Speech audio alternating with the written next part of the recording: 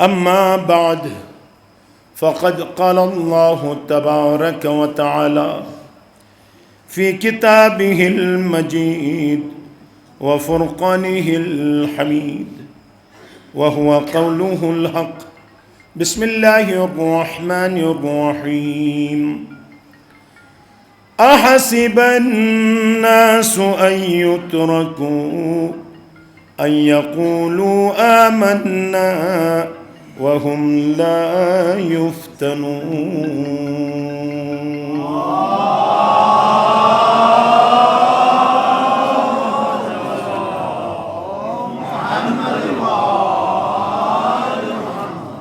سامعین محترم، عاشقان ولایت، دوستاران اہل بیت علیہم السلام،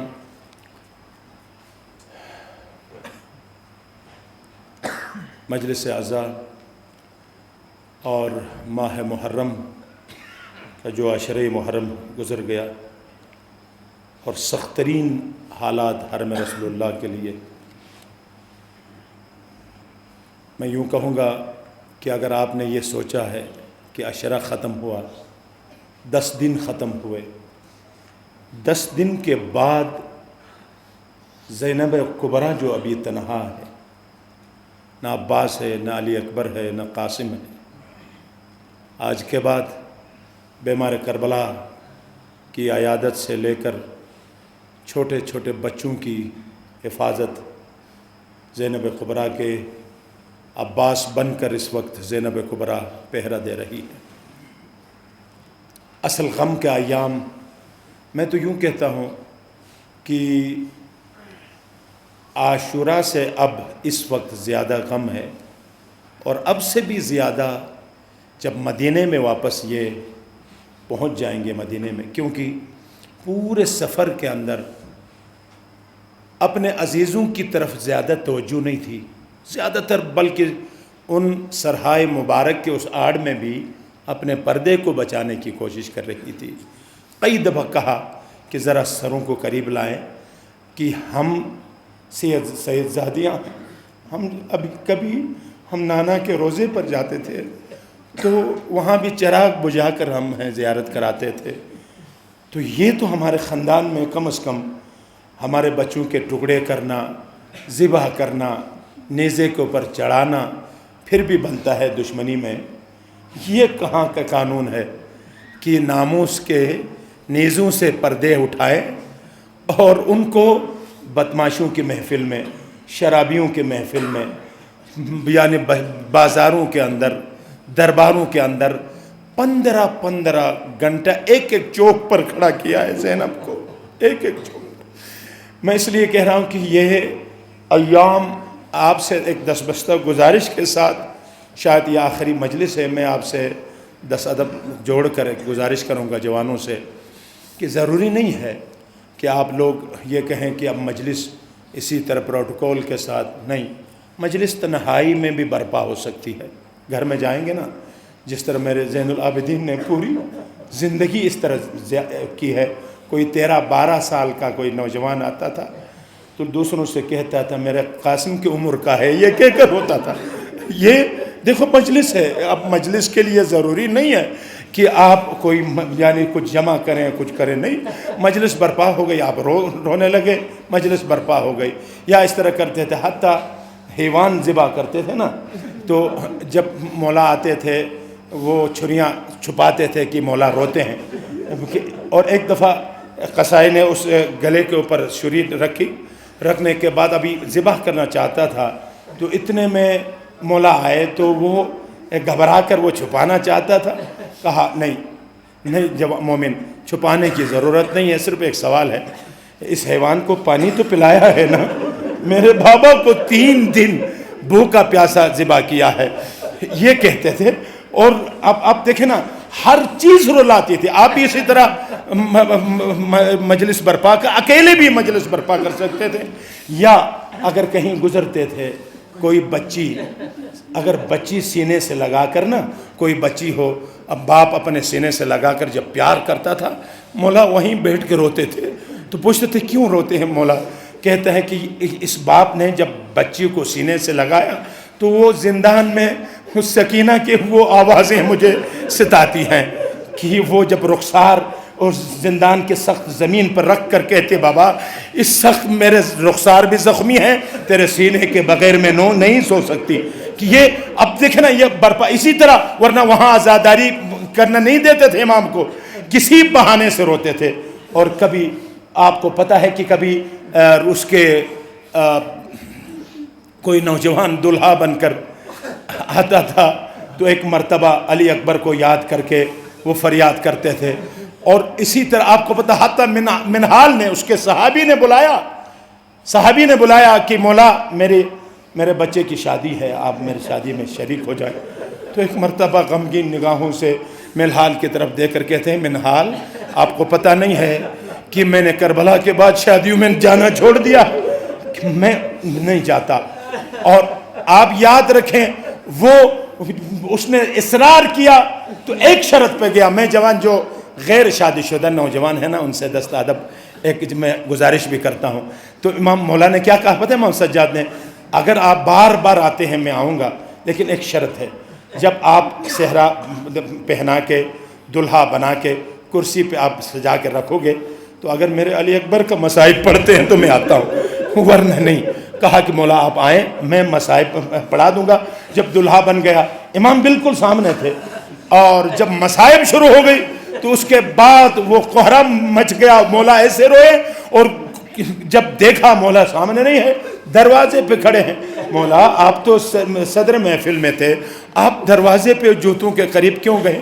کہتے میں کیسے صدر محفل میں رو رہا تھا، دروازے پہ نگاہ کی تو میری ماں زہرا آئی ہوئی تھی، میں اتر گیا۔ اب اندازہ کریں مومنین کرام، ضروری نہیں ہے کہ رومال زہرا کی خوشبو صرف اس میں آئے، بلکہ آپ کوشش کریں کہ آپ اکیلے بھی کسی بچی کو سینے سے لگا کر ایک دفعہ سکینہ کو سلام کریں، مجلس ہو جائے گی۔ میں یہ باتیں اس لیے کر رہا ہوں کہ خدا نخواستہ مجلسیں ختم ہو گئی، غم کے ایام ختم نہیں ہوئے، ابھی ایام جاری ہیں۔ آئیے میں اپنے موضوع تک پہنچ نہیں سکا، اور جو حمایت مادی، حمایت معنوی اور حمایت عاطفی رہ گئی، لیکن آج اسی کے بعد میں، کیونکہ مجھے ایک چٹ بھی آئی ہے جس میں کچھ ہمارے مومن ہیں یا مومنہ کون ہے پتہ نہیں، جنہوں نے درخواست بھی کی ہے کہ کسی موضوع پر چھیڑیں۔ میں انشاءاللہ تعالیٰ اس کو بھی مد نظر رکھ کر آج میں کوشش کروں گا اس کو خلاصہ کر کے آپ کی زحمتیں پوری کروں گا۔ صرف اتنی بات ہے کہ ہم سے پوچھا جائے گا وہ میں آپ کو بتاؤں گا کس کے بارے میں، ہمیں ان ہستیوں کے بارے میں، اگر آپ نہیں چاہتے ہیں کہ ان میں شمار ہوں کہ علی کے گلے میں رسی آئے اور آپ خاموش تھے، حسن کے جنازے پر تیر لگے آپ خاموش تھے، یعنی ان میں نہیں ہونا چاہتے ہیں، ان میں سے نہیں ہونا چاہتے ہیں، تو اپنے زمانے کے امام کی معرفت حاصل کرو۔ میں آج 3 باتیں آپ کو کہوں گا، نوٹ کرو وہ 3 چیزیں کہ ہمارے لیے فرض یہ ہے، ہم اگر 3 مرحلوں سے گزرے تو ہم سے بڑھ کر کوئی مسلمان نہیں، کوئی سلمان نہیں ہوگا۔ وہ یہ ہے کہ اعرف الحق، میں اس دن ادھر بھی کر رہا تھا، آج اعرف الحق اور قول الحق دوسرا مرحلہ، اور قم الحق تیسرا مرحلہ۔ یہ 3 چیزیں یاد رکھو بس، یہ تو آپ کے ذہن سے انشاءاللہ تعالیٰ نہیں جائے گی۔ اعرف الحق، حق کی معرفت حاصل کرو، حق سمجھو، جب سمجھ گیا تو قول الحق، اظہار کرو، حق کہہ دو۔ جب حق آپ نے کہہ دیا تو پھر قم الحق، اس حق پر آپ قیام کریں، وگرنہ ان 3 مراحل سے جو مومن نہیں گزرتا فائدہ نہیں ہے۔ بہت سے لوگ روتے تھے ہماری طرح، اور زینب کبریٰ فرماتی تھی آپ منہ ادھر کر کے آپ روتے ہیں ہماری حالت دیکھ کر، تم اپنے گھر والوں پر، اپنے ماں باپ پر رو، کیونکہ میرے بھائی کو تو تم نے تنہا کیا، آپ کا رونے کا کیا فائدہ۔ دیکھو یہ جملہ کیونکہ قیام ہے، قیام میں ساتھ نہیں دیا۔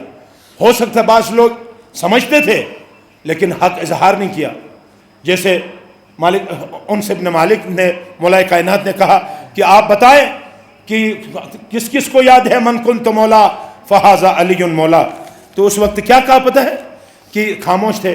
ایک صحابی نیچے بیٹھے ہوئے تھے، وہ سر جھکا کے، مخاطب ہو کر مولا نے پوچھا آپ کو یاد نہیں ہے؟ آپ خود غدیر خم میں موجود تھے. کہا کہ میں بھول گیا ہوں, بوڑھا ہو گیا ہوں. کہا کہ آپ بھول گئے ہیں تو خدا معاف کرے.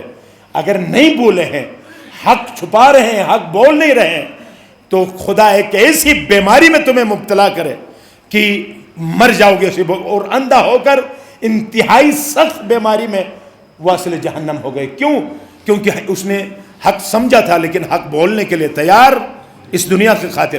یاد رکھو یہ دعا صرف اس فرد کے لیے نہیں ہے جو بھی آج حق سمجھ کر اظہار نہ کرے, اظہار کر کے قیام نہ کرے, وہ کبھی مولا کا مومن عاشق نہیں بن سکتا.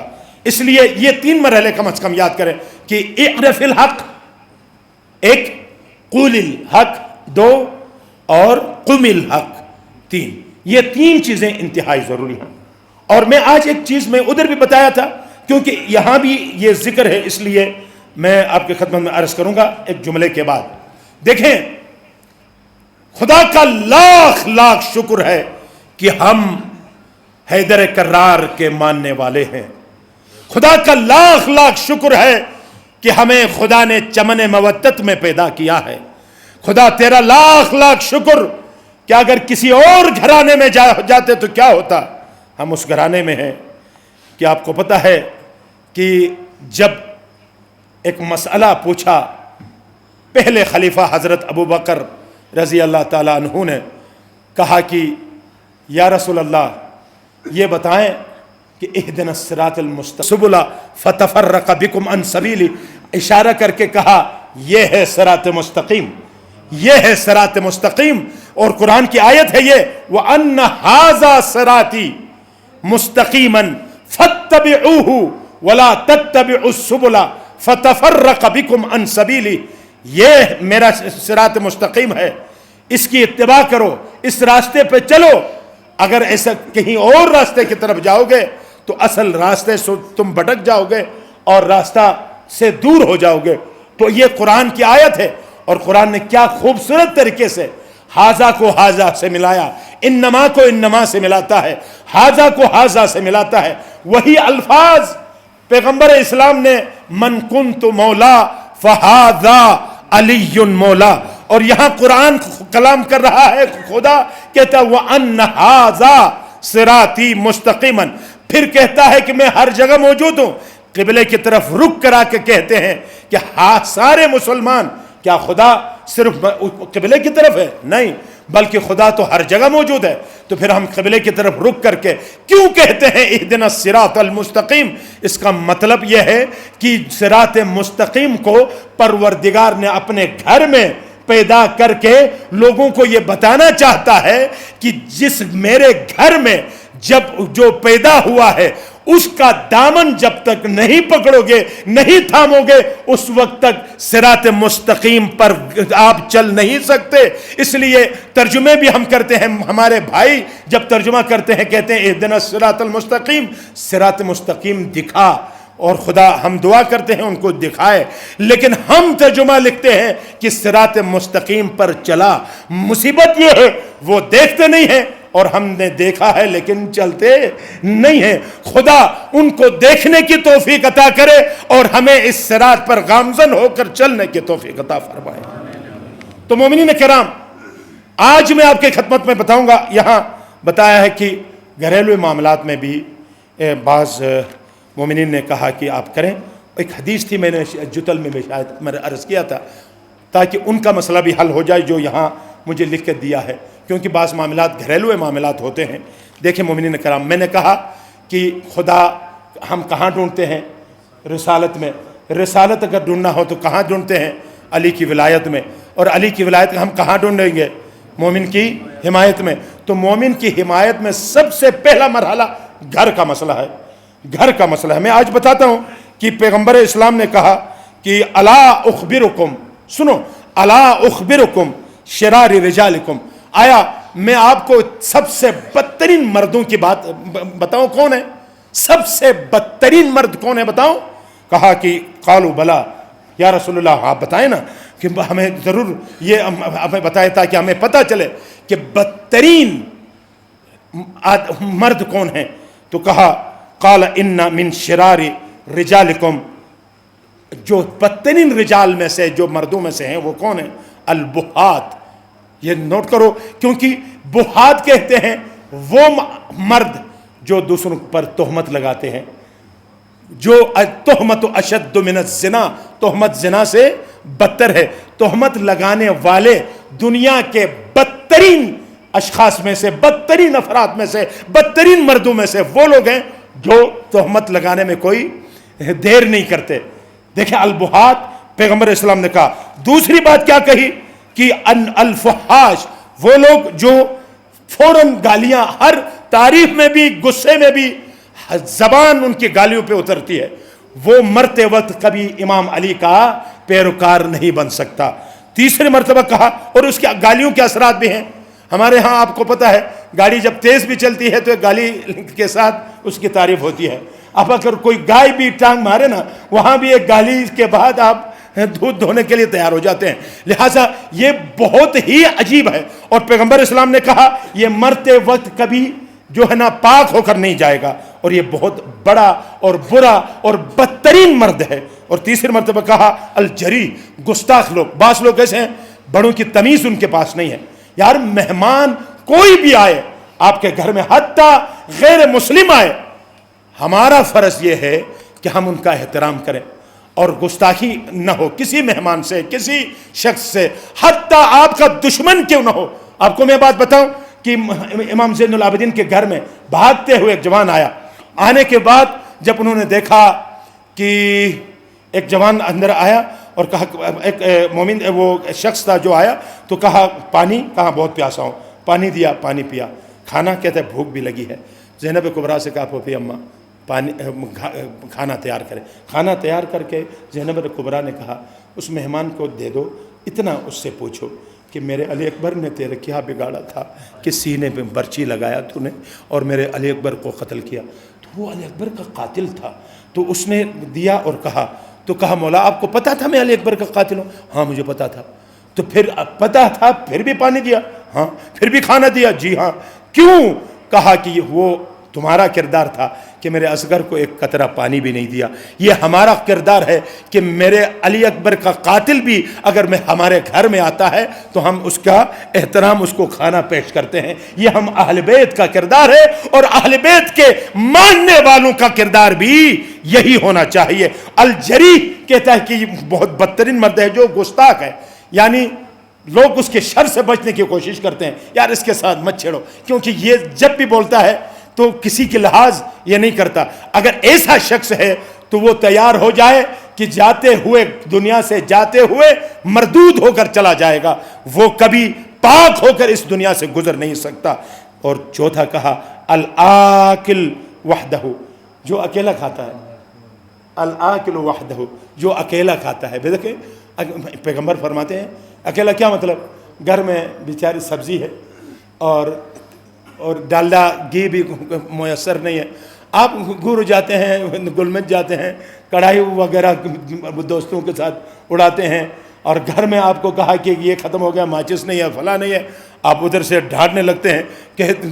کہتا ہے کہ یہ خود کیسا مرد ہے جو جائے اور اپنی تنخواہ سے ایک دو حصہ وہ جو جا کر اڑائے اور گھر کو ایک حصہ بھی نہ دے اور ان کا خیال نہ رکھے. کہتے پیغمبر اسلام کرتے ہیں جو اکیلے کھانے والا شخص جیسا مردود دنیا میں کوئی نہیں ہے، شرار ہے. سب سے بڑا شریر اور سب سے بڑا بدترین جو ہے وہ ہمیشہ یہ چاہتا اکیلا کھائے.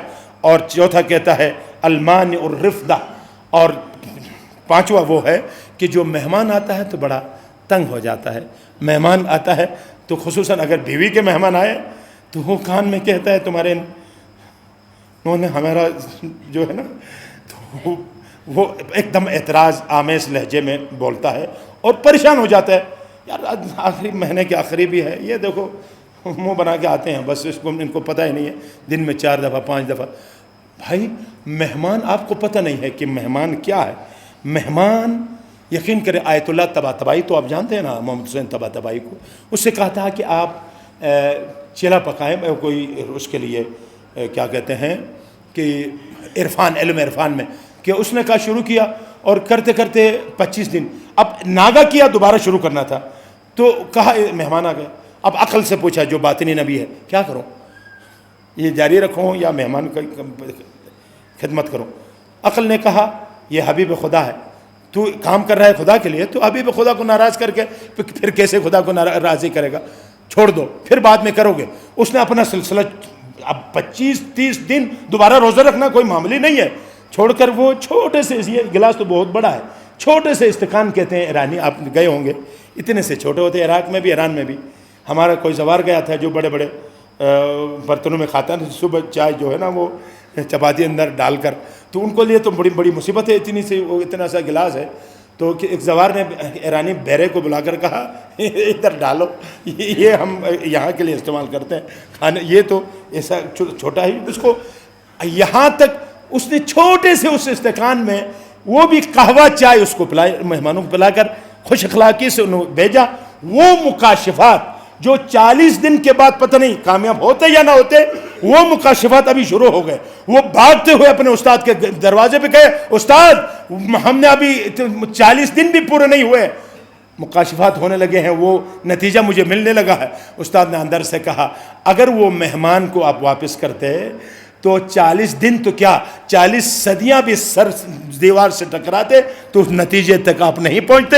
آج جو نتیجہ مل گیا ہے آپ کے اعمال کی وجہ سے نہیں, ان مہمانوں کے ساتھ آپ یعنی خوش اخلاقی سے مل کر ان کی خدمت کی ہے, جس کی وجہ سے آپ کو آج یہ سب کچھ ملا ہے.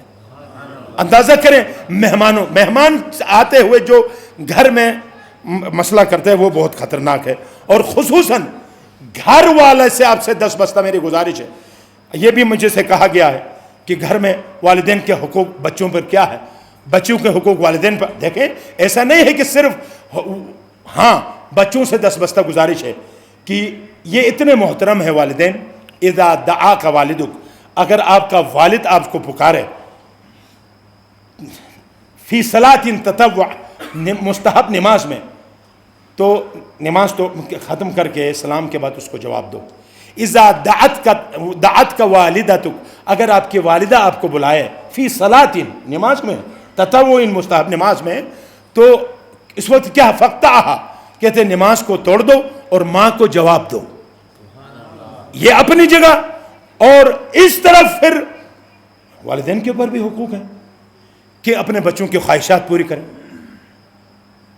اور یہاں تک کہا کہ یہ چھٹا کہ الملجا عیالہ فی الی غیرہ, اور وہ بھی ملعون ہے, وہ بھی شریر ہے, وہ بھی بدترین ہے جو اپنی اولاد کو دوسروں کی طرف محتاج کرتا ہے, خود کماتا نہیں اور کہتا ہے اس سے لاؤ, بھائی سے لاؤ, فلاں سے لاؤ, ادھر سے لاؤ, ادھر سے لاؤ.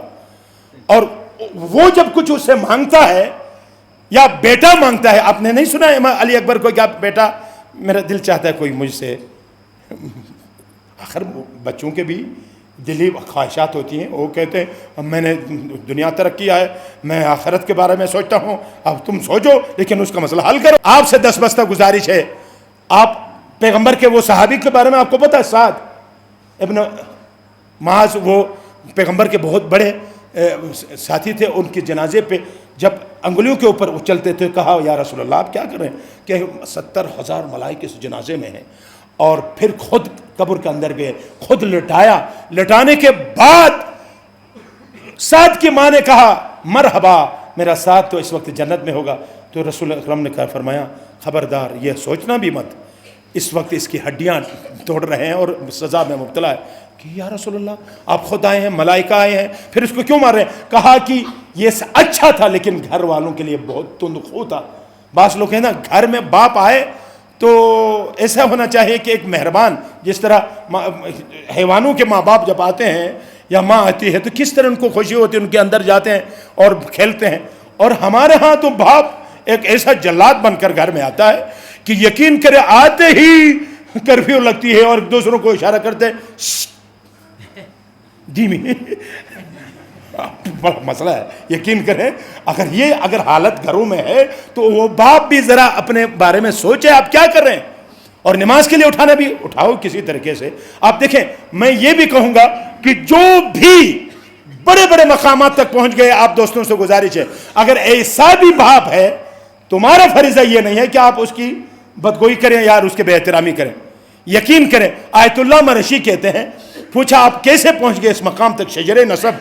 सादात को वो क्या करता था पता है, नाम लेकर फलां इब्न फलां इब्न फलां इब्न फलां इब्न फलां कहकर, मैंने किसी पीछे नमाजें भी पढ़ी हैं, और कहकर वो शजरे नसब तक पहुंचता था, ये सैयद है, ये गैर। बहुत से सादात को गैर सैयद बनाया, बहुत से गैर सैयद को सैयद बनाया। आयतुल्लाह मरशी ने शजरे नसब का माहिर था, और इस मकाम तक वो पहुंचे थे। उसने पूछा आप कैसे पहुंचे? उसने कहा कि मैं बताऊं कैसे पहुंचा हूं, मुझे बताया भी गया है बाकायदा आलम में। कहा कि मेरी माँ ने कहा बाबा को उठाओ खाना खाए, मैं ऊपर गया, वो पढ़ते पढ़ते सो गया था। अब माँ ने कहा था बुला लो, उसकी भी हुक्म की तामील करनी थी, और बाप सोया था, मैं डिस्टर्ब भी नहीं करना चाहता था। मैं उसके पाँव की तरफ गया, और पाँव के तलवे में अपना रुखसार रखकर मैं बार बार कहते हैं बाप के उस पाँव से मैंने रगड़ता रहा, आहिस्ता आहिस्ता मैं मलता रहा। एक मरतबा आँख खोल कर अपनी टांगे यानी जमा करके कहा बेटा ये क्या कर रहे हैं? कि बाबा अम्मा बुला रही है। तो उस वक्त उन्होंने हाथ उठाया, परवरदिगारा मेरे इस बेटे को, मुझे उठाने के लिए मुझे झड़कता नहीं है हाथ से, यानी मुझे तकलीफ़ नहीं देता, बल्कि अपने रुखसार मेरे कदमों पर रखता है। ऐसे बेटे को बड़े मकाम तक पहुंचा, वो दुआ है जिसकी वजह से आज मैं आयतुल्लाह मरशी बन गया हूँ। लेकिन मामूली नहीं है, आप जैसे वलौ काना काफिरन, उनसे हिसाब किताब लिया जाएगा। ये सबब नहीं बनता है कि आप उनके सामने चौड़े हो जाए। क्या शेख साहब ने कहा कि वो ऐसा है तो आप नहीं, आपका अपना फरीज़ा है और माँ बाप का अपना फरीज़ा है। यहाँ कहा कि अपने बच्चों की दिली ख्वाहिशात, जो नेक ख्वाहिशात हैं, उनको ज़रूर पूरी करें। अपने आप से गुजर कर माँ बाप बच्चों के लिए खिदमत करते हैं।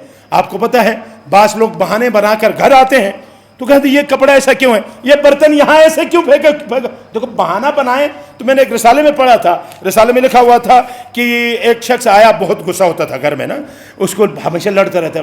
बच्चों ने कहा, बीवी ने कहा इसको आज खुश रखते हैं।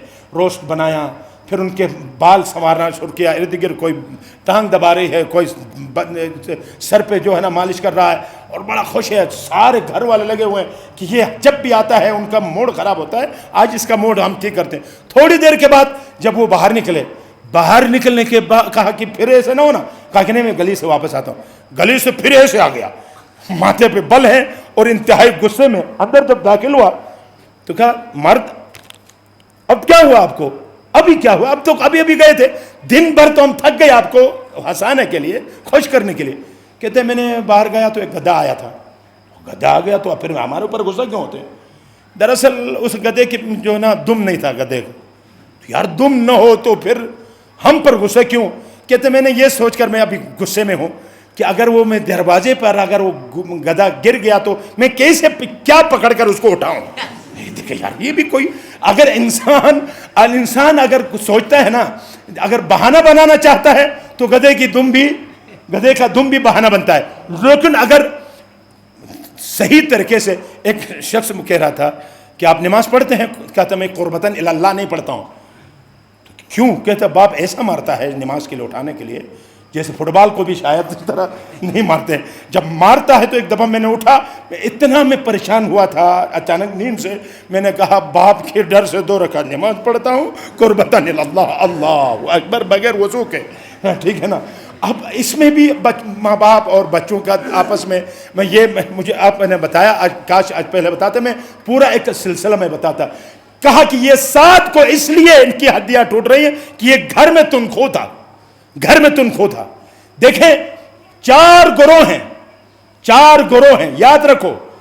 एक गिरोह वो है जिसका हिसाब किताब आसान होगा, हिसाब यसीरा कुरान की आयत है। एक गिरोह वो है जिसका हिसाब किताब सख्त होगा। वो लोग हैं जो अपने नीचे वालों से सख्ती करते हैं, उनको खुदा भी सख्ती करता है।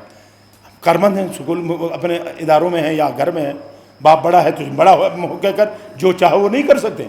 हत्ता एक तमाचे का अगर सुर्ख हो जाए उसका बाकायदा कफारा है, अगर खून निकले उसका कफारा है, ऊंट कफारा है। मैं कभी इंशाल्लाह बताऊंगा। ये नहीं कि आपके बच्चे हैं जो, बास तो ऐसे भी थे, एक शख्स अपने बाप को मार रहा था, किसी ने छुड़ाया, बदबख्त, छोड़ दो अपने बाप को भी कोई मारता है तो कहता है यार कितना बुरा जमाना आया है, अपने बाप को भी मारने नहीं देते हैं ये लोग। ये उल्टा الٹا چور کوتوال کو ڈھانٹے والی بات ہوتی ہے. تو آپ سے دستبستہ گزارش یہ ہے کہ گھر میں سب سے زیادہ میں نے کہا مومنین کی حمایت شروع کرو قو انفسکم اپنے سے اور پھر گھر والوں سے, اور چوتھا گروہ کیا ہے بغیر حساب کتاب کے جنت میں جائے گا, اور ایک گروہ وہ ہے جو بغیر حساب کتاب کے جہنم میں جائے گا.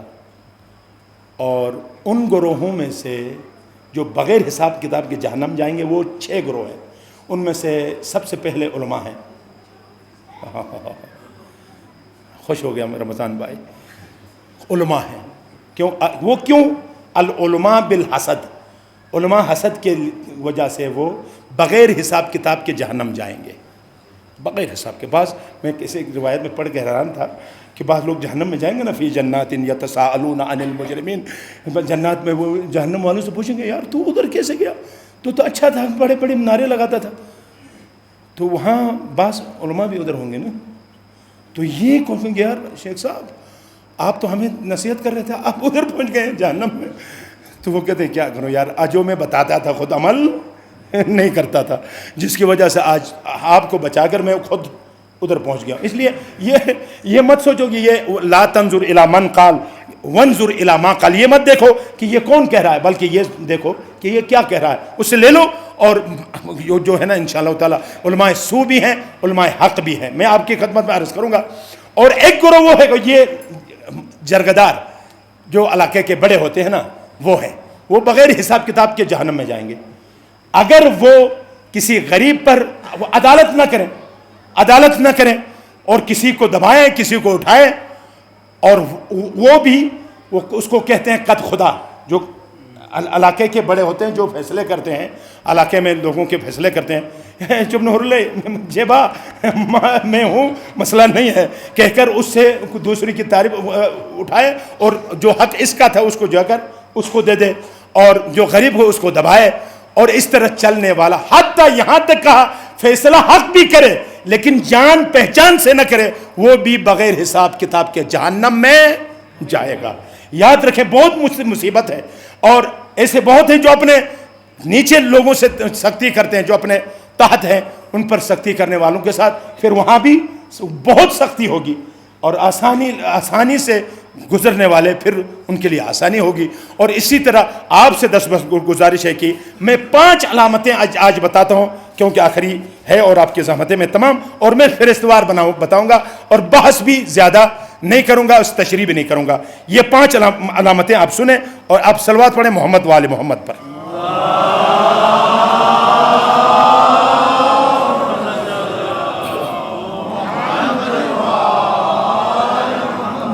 آپ گمان کرتے ہیں کہ کہنے سے کوئی مومن بن جائے گا, نہیں, تم سے امتحان ہوگا.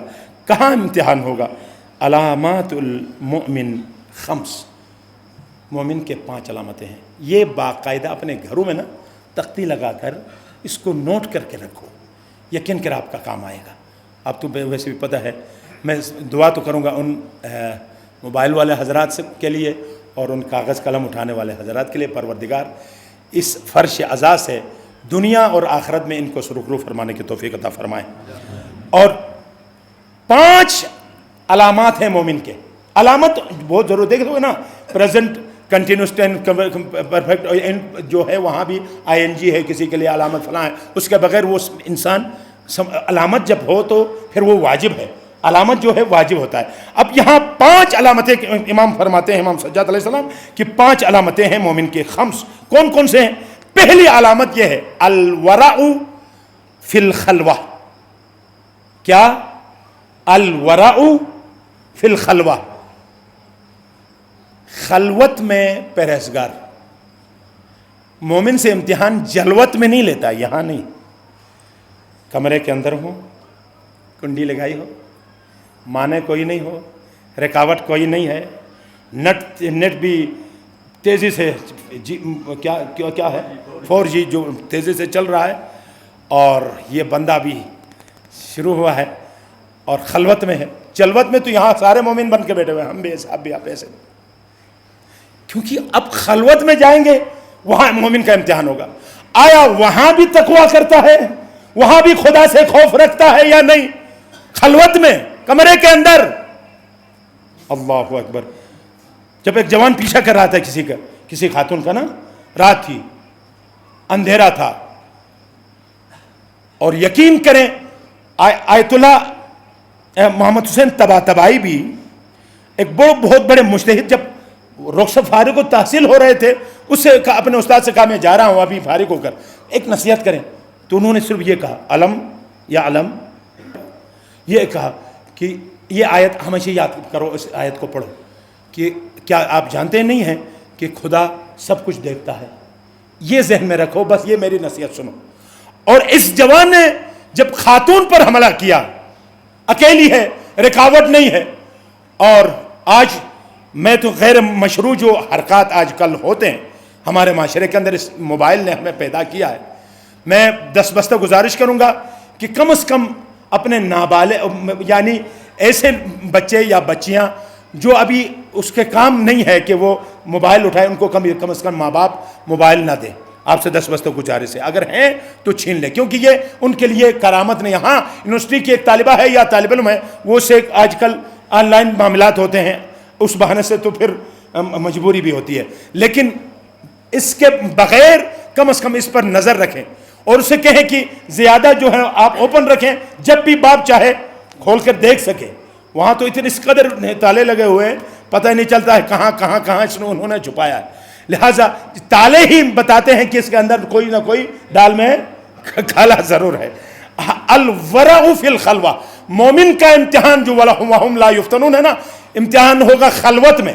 جب اس جوان نے کہا تو وہ لڑکی، وہ خاتون، وہ اللہ والی، وہ کنیز خدا کانپ رہی تھی، تھر تھر کانپ رہی تھی. کہا کیوں کانپ رہی ہیں، کیوں کانپ رہی ہیں؟ واللہ لا یرانا الا الکواکب، یہاں اس آسمان کے ستاروں کے علاوہ ہمیں کون دیکھتا ہے؟ تو اس نے کانپتے ہوئے لہجے میں کہا یا ہادا این المکوکبھا، اے جوان، آپ تو ستاروں کو دیکھ رہے ہیں، لیکن کیا وہ ستاروں کے بنانے والا خدا کیا ہمیں نہیں دیکھ رہا ہے؟ میں اس کے خوف میں تھر تھر کانپ رہی ہوں. وہ دیکھ رہا ہے جس کو وہ سپر طاقت ہے، جس کو ہم اکبر کہتے ہیں. وگرنہ پہلے کی جو ہے علامت یہ ہے کہ اگر خلوت میں اگر وہ بندہ، اگر کوئی مفتضل فلم ہے یا کوئی غلط ننگی چیز ہے، اگر وہ بند کر کے کہے استغفر اللہ، خدا دیکھ رہا ہے، امام دیکھ رہا ہے، رسول، تین ہستیاں دیکھ رہے ہیں، جو ہم تینوں کی جو بات کر رہے ہیں نا، وہ سارے کے سارے اس وقت دیکھ رہے ہیں، امام زمانہ دیکھ رہا ہوتا ہے. اور اس وقت کہتے ہیں کہ اگر اس میں کامیاب ہے تو یہ حقیقی مومن ہے. 2 الحلم عند الغضب، کہ امام فرماتے ہیں کہ دوسری علامت یہ ہے کہ غصے میں اس کا حلم. بعض لوگ جب غصے میں آتے ہیں تو سب کچھ کھو بیٹھتے ہیں، منہ سے گالی، لڑائی، پتہ نہیں پھر اس وقت قتل کی دھمکیاں.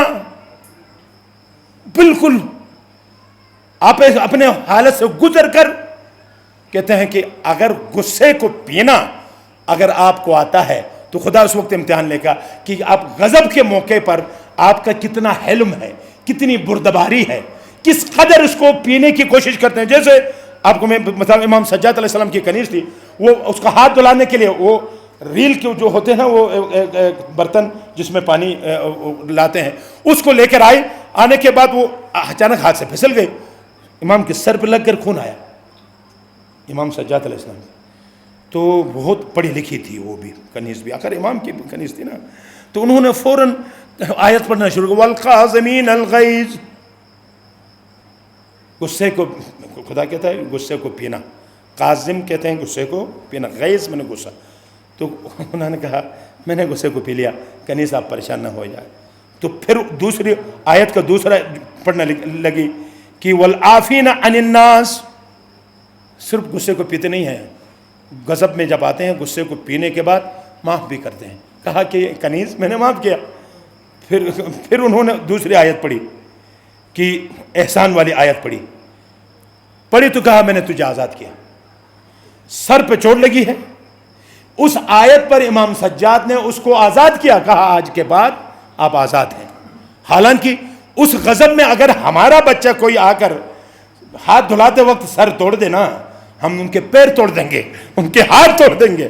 اس وقت پتہ چلتا ہے، حتیٰ کوئی حیوان بھی بھاگ جاتا ہے نا، یقین کریں واپس اس کو مویشی خانے میں لا کر 4-5 چھڑیاں اس پہ اوپر، کہتے ہیں بدبخت آج مجھے آپ نے تھکایا۔ غضب میں حلم کتنا ہے، اس وقت مومن کا امتحان ہوگا۔ اگر غضب کے دوران اگر حلم آ گیا تو سمجھ لو یہ علی کا حقیقی پیروکار ہے۔ اور تیسرا امتحان کب ہوگا، اور اس کے بعد آپ کی زحمت تمام وقت کے دامن میں گنجائش نہیں ہے، الصدقۃ فی القلہ، تیسری علامت ہے یہ مومن کی کہ قلت میں صدقہ دے دے، غریبی میں دے دے۔ دیکھو جس کے پاس لاکھوں ہیں اس میں سے کوئی 5,000 دیا تو اتنا کمال نہیں ہے، وہ دے دے جو غریب بھی ہے، خود کے پاس کچھ نہیں ہے اور وہ دوسروں کو دے دے، کہتے ہیں یہ حقیقی مومن ہے۔ جیسے ہمارے اہل بیت نے 3 دن بھوکے پیاسے رہ کر دوسروں کو کھلایا، خود یہ احسار ہے۔ ایک ہے مواسات، ایک ہے احسار، ایک ہے انفاق۔ غریب احسار کرتا ہے، انفاق امیر کرتا ہے، ان کے پاس مال ہے۔ جن کے پاس نہیں، جو خود کا مال دیتا ہے کسی کو، صدقہ دیتا ہے، خدمت کرتا ہے، اٹھتا ہے۔ میں نے اس دن بھی آپ کو بتایا تھا کہ ایک بکری اس بادشاہ کو دیا، پوری بادشاہت اس کو دینے کے لیے تیار تھا، کیونکہ سارا سرمایہ وہی ایک بکری تھی۔ ایسا غریب سب کچھ لٹا کر دے دے، پھر اس کے مقابلے میں حق بنتا ہے کہ خدا کہے کہ یہ حقیقی مومن ہے۔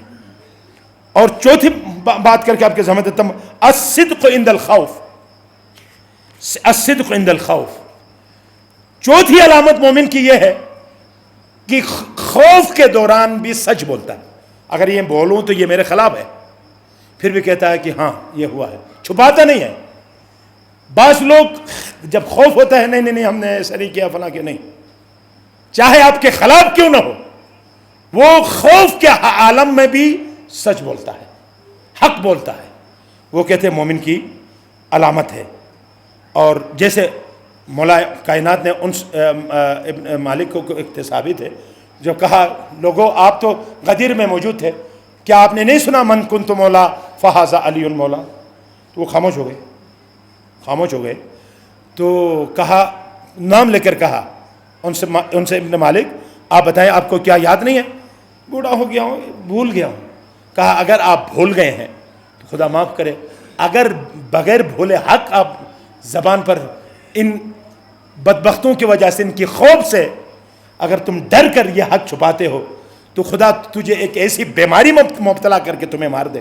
اور وہ واقعاً اندھا اور جزام کی بیماری لگ کر مر گیا۔ وہ کیونکہ اس نے حق چھپایا خوف کی وجہ سے۔ بہت سے لوگ ایسے تھے اور آج بھی ایسے لوگ ہیں جو خوف کی وجہ سے حق کو چھپاتے ہیں۔ وہ بھی کہتے ہیں اس وقت ان کا امتحان ہوتا ہے کہ کیا اس خوف میں یہ سچ بولتے ہیں یا نہیں بولتے۔ اور 5ویں علامت آپ کی زحمت ہے تمام، 5ویں علامت یہ ہے الصبر عند المصیبہ، مصیبت میں صبر کرے۔ میں آپ سے دستبستہ گزارش کروں گا، اللہ مصیبت اسی کو دیتا ہے جس کو بہت زیادہ چاہتا ہے۔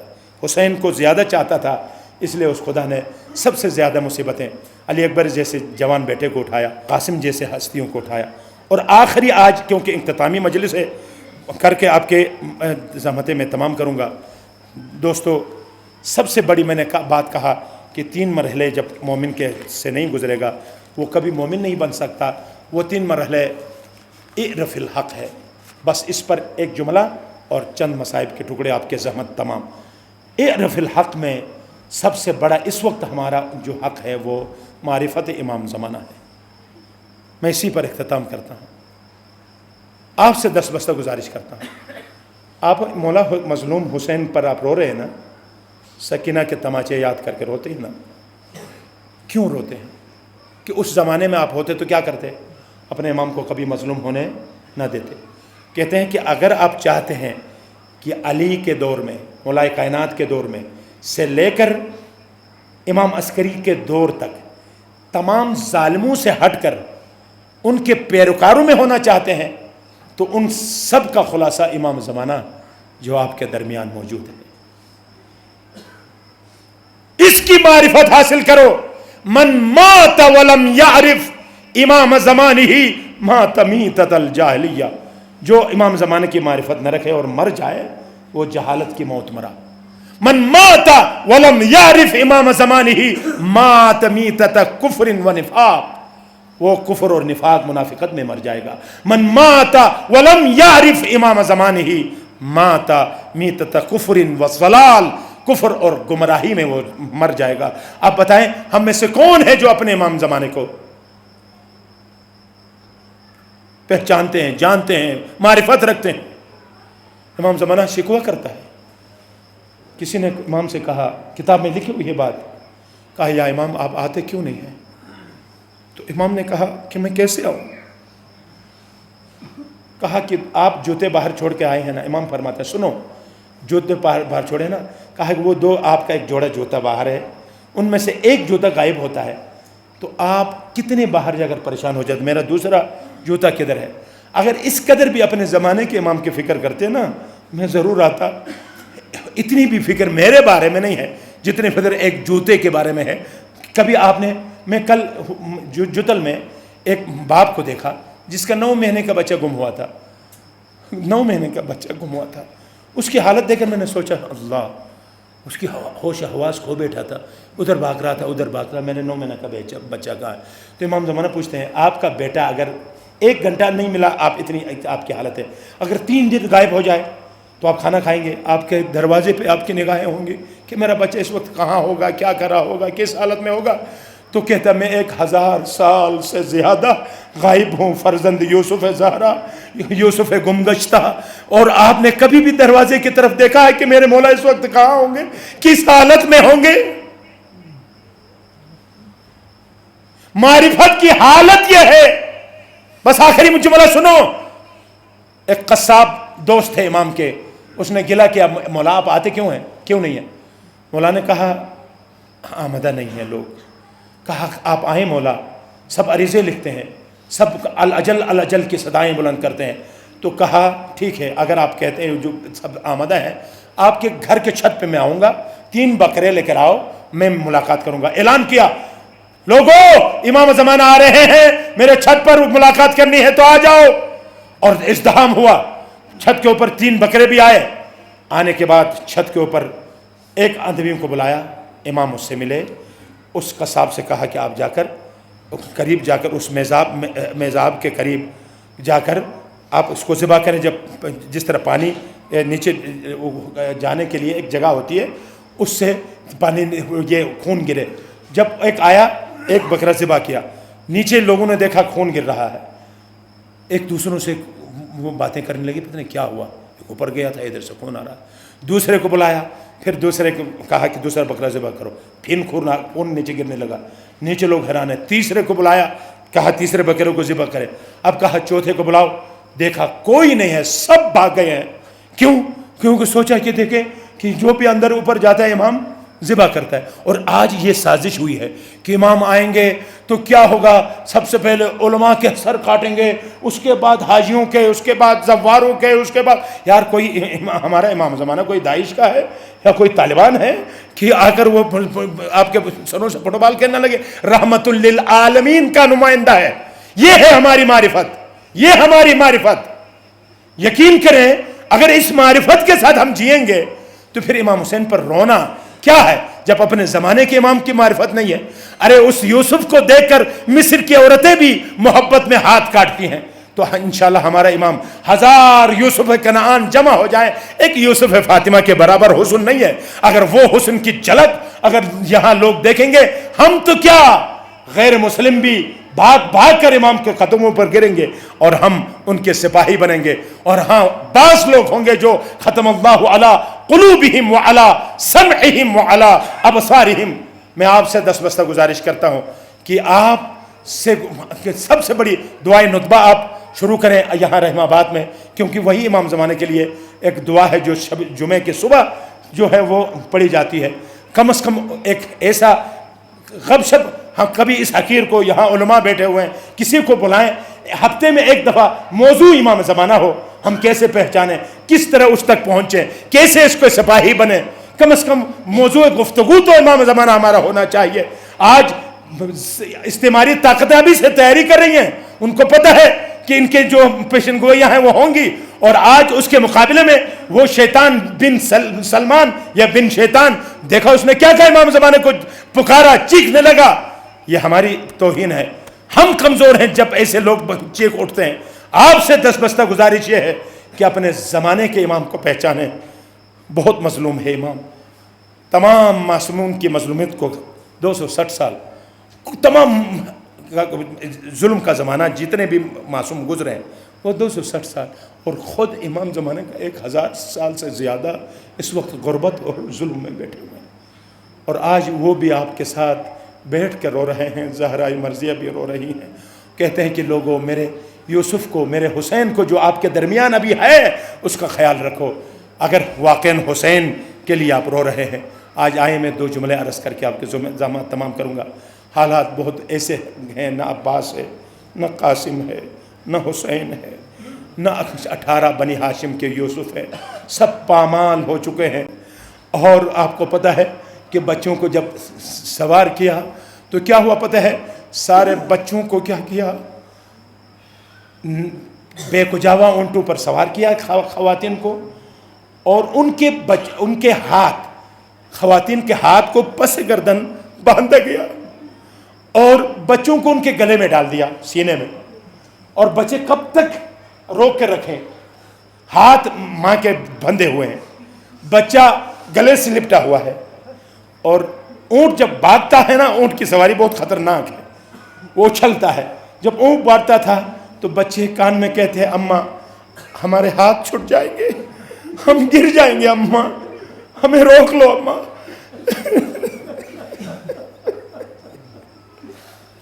ذرا سوچو، اپنے بچوں کا بھی خیال کرو کہ اپنے بچوں کو یہ مصیبت آئے تو کیا کرو گے.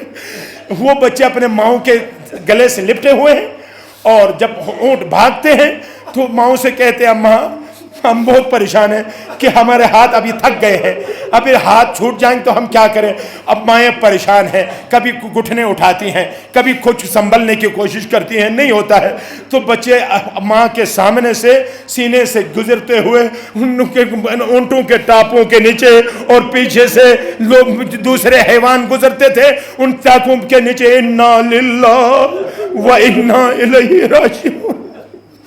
جب یہ سلسلہ ہوا تو عزاداروں میں آپ عرض کروں گا، کئی بچے شام تک اس طرح گرتے ہوئے شہید ہو گئے ہیں. شام تک ماؤں کے سامنے سے بچے، کیونکہ ہاتھ زینب کبریٰ کا بھی ہاتھ پسے گردن بندھا ہوا تھا، ایسی حالت میں تھے. اور سکینہ بھی جب اس حالت میں بے کجاوا اونٹوں پہ تھی نا، سکینہ کو کہتے ہیں چھوٹی فاطمہ، کیونکہ سکینہ کی بھی پہلو ٹوٹ گیا ہے. آپ کو پتہ ہے پسلیاں ٹوٹ گئی ہے کس طرح. جب ایک ساربان نے کہا، وہ پیچھے تھا، اس نے مولا حسین کا برا بلا کہا، تو سکینہ نے کہا اے ملعون، میرے بابا کو میرے سامنے ذبح کیا، اس کو نیزے پہ چڑھایا، اب میرے بابا کو برا بلا کیوں کہتے ہیں؟ تو غصے میں آ کر اونٹ سے سکینہ کو گرایا، اور سکینہ کی پسلیاں ٹوٹ گئی. ہم کہا اماں، لیکن رات تھی اور جنگل تھا. جب کچھ قافلہ ذرا آگے گیا تھا، ایک مرتبہ حسین علیہ السلام کا وہ نیزہ جس پر سر تھا وہ زمین کے اندر دس گیا، اور وہ سب نے مل کر نکالنے کی کوشش کی، نہیں، نیزہ زمین سے نکل نہیں رہا تھا. اوپر دیکھا کہ حسین کے رخسار پر آنسو ہیں. حسین کے رخسار پر آنسو ہیں. آنسو دیکھ کر کہا، زین العابدین سے کہا آپ کا بابا رو بھی رہا ہے اور زمین سے نکل بھی نہیں رہا ہے، ان کا نیزہ وجہ کیا ہے؟ پیچھے پوچھا پھوپھی اماں کیا وجہ ہے، بابا کا سر حرکت نہیں کر رہا ہے. تو زینب کبریٰ نے دیکھا کہ اونٹ کے اوپر سکینہ نہیں ہے، سکینہ نہیں ہے. جب دیکھا اپنے آپ کو گرایا، کہا سکینہ تو کہاں ہے؟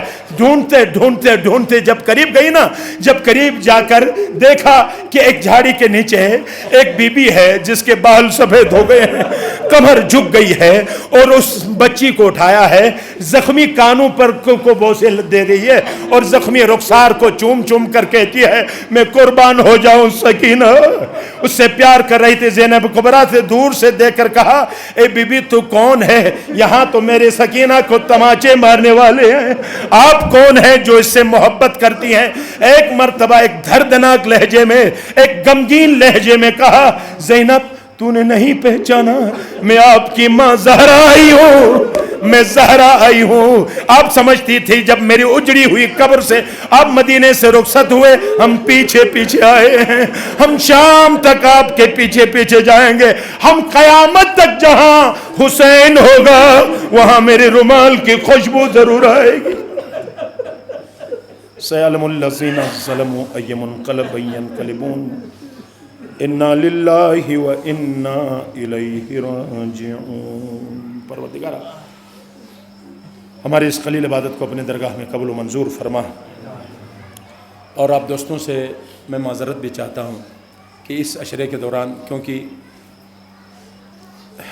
اگر کوئی کلام میں جو زیادہ کلام کرتا ہے, بات کرتا ہے, وہ زبان ہے پھسل جاتی ہے, اور اس میں نازیبا کوئی ایسی بات اگر مجھ سے اس عشرے میں اگر نکلی ہے تو میں آپ سے دست ادب جوڑ کر معافی چاہتا ہوں.